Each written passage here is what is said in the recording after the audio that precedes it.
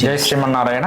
నా పేరు పరమహంస శ్రీనివాసాచార్యులు. ఇక్కడ ఉన్నటువంటి మా అన్నగారు ప్రధాన అర్చకులు, వారి యొక్క వివరాలు ఏంటో తెలుసుకుందాం. జై శ్రీమన్నారాయణ. జై శ్రీమన్నారాయణ. అయ్యా, ఇక్కడ నేను ముడుంబై హరీష్ కుమారాచార్యులు నా పేరు. జై శ్రీమన్నారాయణ. మన ఆలయంలో ఎంతో విశేషంగా కోనేరు, అలానే నక్షత్ర తాబేలు, ఇక్కడ వృక్షాల గురించి కూడా కాస్త వివరాన్ని ఇవ్వగలరు? జై శ్రీమన్నారాయణ. మనకి ఇక్కడ 2 పుష్కరణలు ఉన్నాయండి. అన్ని చోట్ల కూడా కోనేరు అంటారు.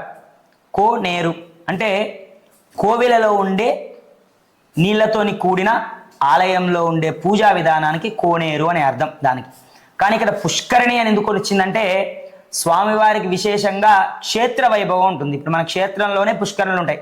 కృష్ణానది, తర్వాత వాడేపల్లి పోతే కృష్ణానదులు, తర్వాత ఇంకా పోతే మూసీ నది అని, తర్వాత గంగా నది అని, ఇలాంటి ఎన్నో నదులు ఉంటాయి. ఏమన్నా క్షేత్రాలలోనే ఉంటాయి. కాశీ కానీ మట్టపల్లి కానీ అట్లా అలాగనే మన యొక్క దేవాలయం దగ్గర రాగానే బూరుగడ్డలో కూడా విశేషంగా 2 పుష్కరణలు ఉన్నాయి. బయట నైరుతి భాగంలో సూర్య పుష్కరణగా వెలుసుంది. ఆ సూర్య పుష్కరణలో ఏంటంటే ఎవరైనా భక్తులు బయట నుంచి వచ్చినా కూడా అక్కడే దిగి కాళ్ళు కడుక్కొని మంచిగా శుభ్రంగా స్థలం స్నానాలు, తర్వాత ఆ కోనేటిలో స్నానాలు చేయాలని, తర్వాత లోనికి వస్తే గర్భాలయం దగ్గరికి వస్తే ఈశాన్యం మూలలో మనకేంటంటే వాస్తు ప్రకారంగా ఈశాన్యం మూలలో ఒక పుష్కరిణి ఉంది. ఆ పుష్కరిణి ఏంటంటే చంద్ర పుష్కరిణి అంటారు.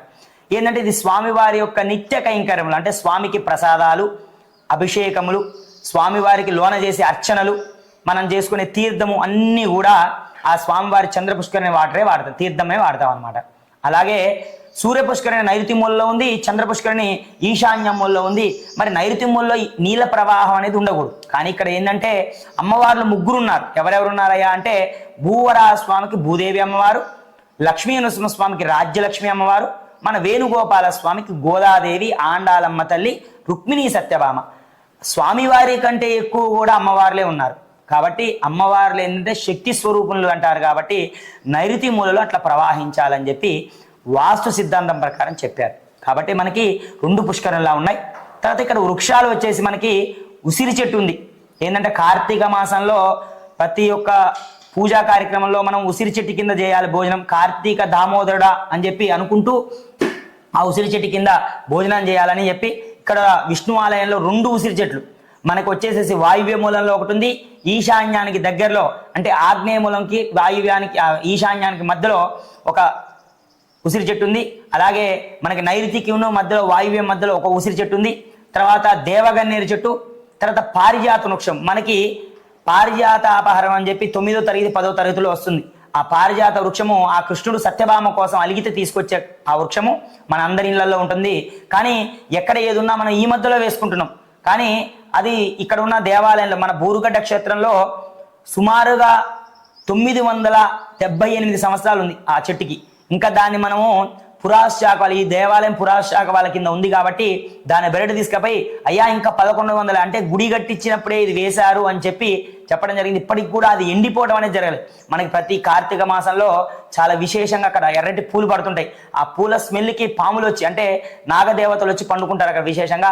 అలా ఇప్పటికి కూడా ఆ చెట్ల కింద ఉండటం జరుగుతుంది. అలాగే ఇంకొకటి విశేషం ఏంటంటే మనకి నక్షత్ర తాబేలు మనకి 2008లోనో 2012లోనో ఒక 2 తుఫాన్లు వచ్చాయి. లైలా తుఫాన్ అని చెప్పి ఆ లైలా తుఫాన్ అప్పుడు మన గోదాదేవి అమ్మవారి ఎదురుగా ఒక నక్షత్ర తాబేలు పట్టం జరిగింది పైనుంచి. ఏదో అనుకొని మనం పోయి చూస్తే అది తాబేలు.